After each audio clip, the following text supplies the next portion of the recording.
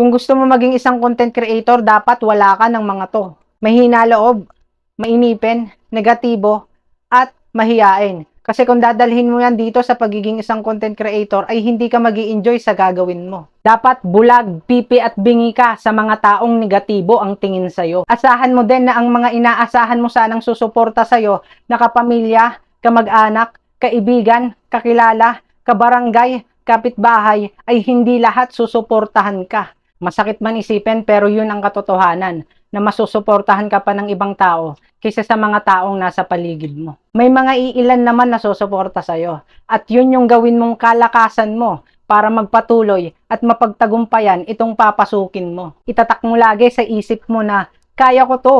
Kung kinaya nila, kaya ko rin. Lakasan ng loob dito mga idol.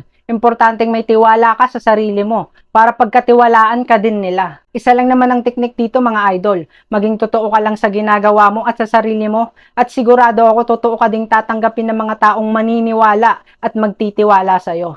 Tara, sabayan mo ako. Kaya natin to.